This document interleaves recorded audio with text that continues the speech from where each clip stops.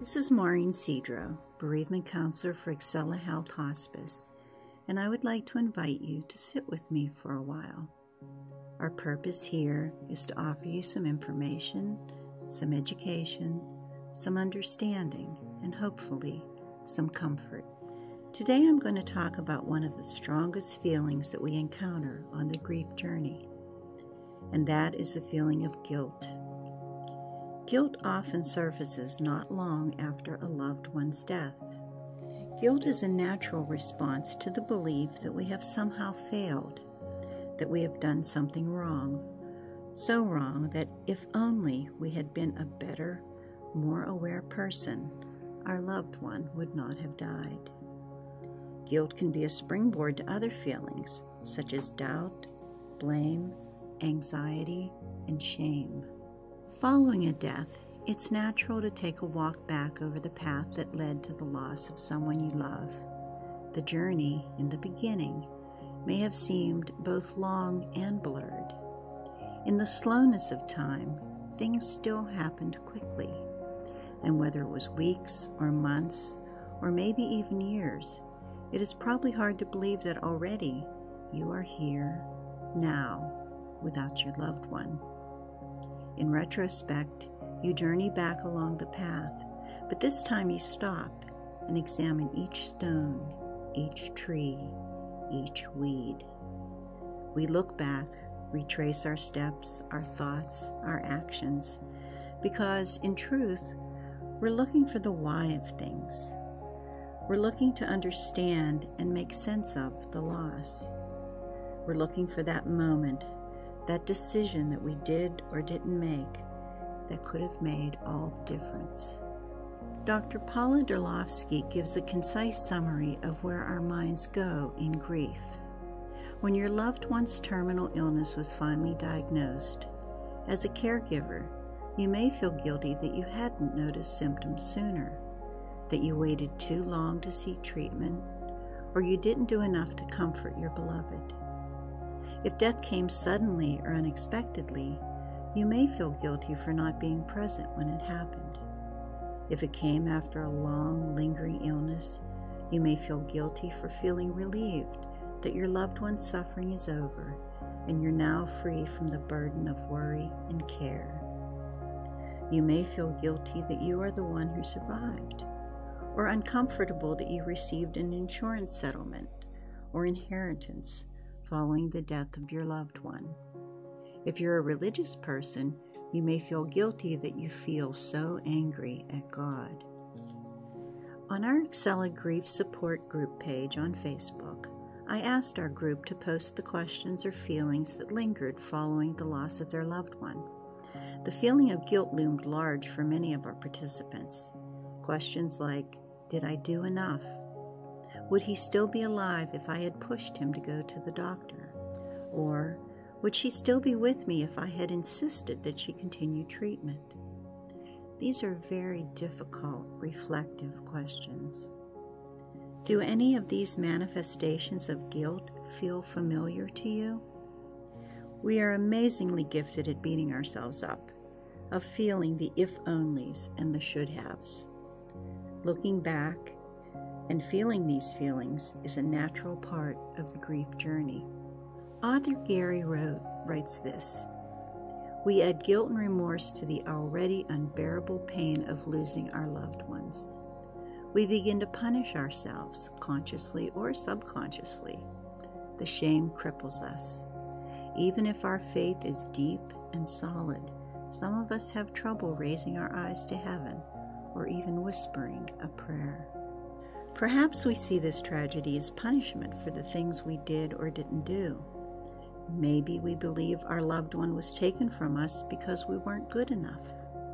We've messed up too much and crossed a line somewhere, and now God, karma, fate, or the universe has given us what we deserve. Underneath it all is the shaky belief that if we had been better people, this would not have happened. Forgiveness is impossible. In grief and in life, we often confuse being responsible with being in control. That never works because it's simply not true. We can influence many things, but are never in control when it comes to relationships, other people, or circumstances. We don't even cause our own hearts to beat. Guilt is such a heavy burden to carry. It's like a backpack full of heavy rocks. We can still move forward, but it slows us down, weakens us, and makes us hurt inside. And if you notice, nothing good comes from it. The only purpose it serves is to hold us down and keep us from living. Does the burden you carry feel like this? So let's take a moment to examine this burden. Imagine this heavy, loathsome backpack. Picture its color, its texture. Feel its weight. Now picture yourself slowly taking the strap from one shoulder. As you do, the weight of it shifts to the other side of your body, feeling now twice as heavy. Remove the other strap, and with both hands lower this burden to the floor. Look how big it is. And also notice immediately how much relief you feel, how much lighter you feel. Take in a big relaxing breath of air and breathe it out. You have been carrying this heavy load with you to breakfast, lunch, dinner. You have tried to sit on the couch to watch TV, but you are constantly distracted by its heaviness. You even wear it to bed. Living with guilt is difficult, if not impossible. So what I'd like you to do in your own time is open this backpack and one by one take out all the rocks, examining each one as you hold it in your hands. You could make a list of what every rock represents, the what-ifs, the if-onlys, and the should-haves. Unpack that burden stone by stone. Make a list of these things that are burdening you. But now comes the hard part.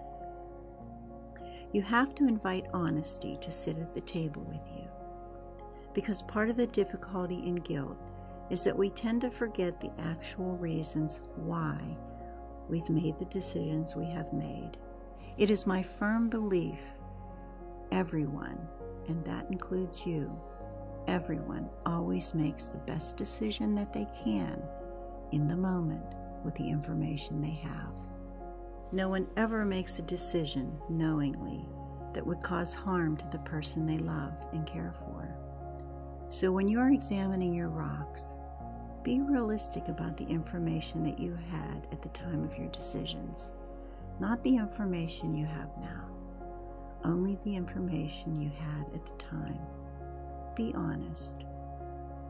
We would move the world if we could to save our loved ones, but sometimes, no matter what we do, we just can't change things, and that is very hard to reconcile, very hard. As you work through your list, each time do you come to the realization that you are not to blame, picture your backpack and your rock. Take that heavy rock to the edge of a beautiful lake and throw it. No, whip it with all your might to the middle of the lake. Watch it sink until the ripples subside and let it go. Let it go. In closing, I'd like to leave you with A Cup of Comfort, a poem by Jan Richardson. A blessing. When the wall between the worlds is too firm, too close, then may you be given a glimpse of how weak the wall and how strong what stirs on the other side, breathing with you and blessing you still, forever bound to you, but freeing you into this living, into this world, so much wider than you ever knew.